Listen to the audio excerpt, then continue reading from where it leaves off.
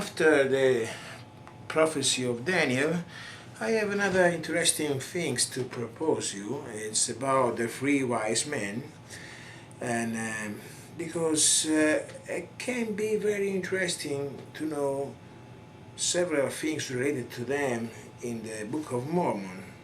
Let's read what happened in Matthew chapter 2, verse 1 to 11, and we have to point out several different things. It says here that these men were not ordinary. They were certainly privileged to search out the Son of God and give him gifts.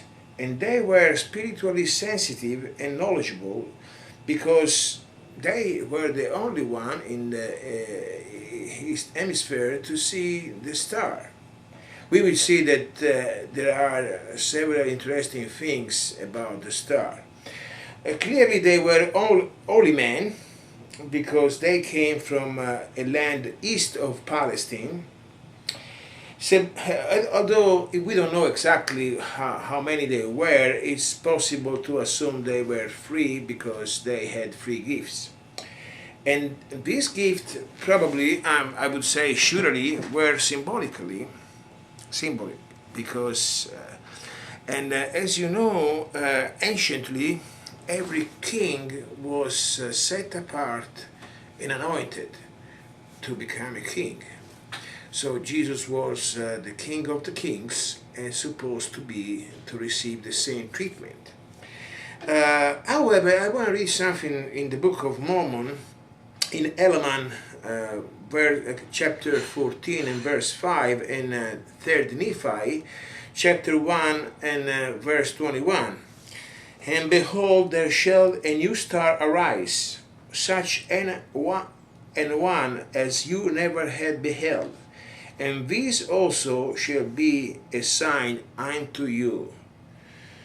And it came to pass also that a new star did appear according to the word. It should be noted that this scripture tells us that the star did appear according to the word, and it was a sign for the people in this continent. That means that there was a previous prophecy concerning this star. We know that Helaman 14 verse 5 refers to this prophecy. Then why isn't there any mention of it in the Old Testament?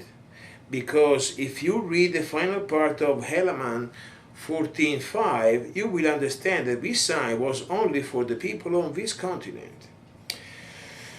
Okay, let's see, another important clue is found in Matthew chapter 2 verse 7 to 16, because we can know how long it took from the people, for the wise men, when they started to arrive in Palestine. Then Herod, when he had privately called the wise men, inquired of them diligently what time the star appeared. And he sent them to Bethlehem and said, Go and search diligently for the young child, and when you have found him, bring me word again, that I may come and worship him also. When they had heard the king, they departed, and lo, the star which they saw in the east went before them, till it came and stood over where the young child was. When they saw the star, they rejoiced with exceeding great joy. And when they were into the house, they saw the young child with Mary, his mother, and fell down and worshipped him. And they had opened their treasure. They presented unto him gifts, gold, frankincense, and myrrh. And they were warned by God, which clearly stated they were prophets. They were guided by the star.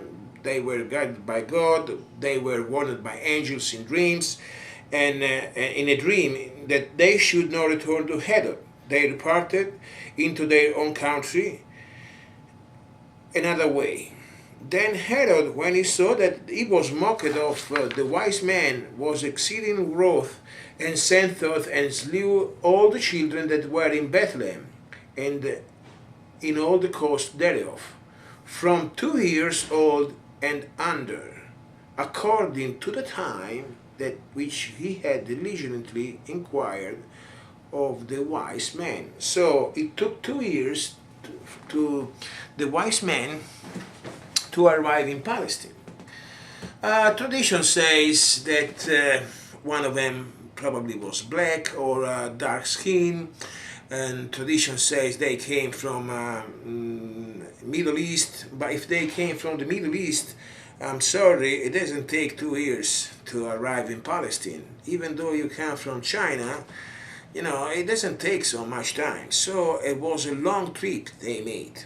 Okay, so now since I have more things to say, I want to spend my time in another video explain to you what was their mission, what their gifts meant, and each one of them, and what was the purpose for Jesus to receive those gifts.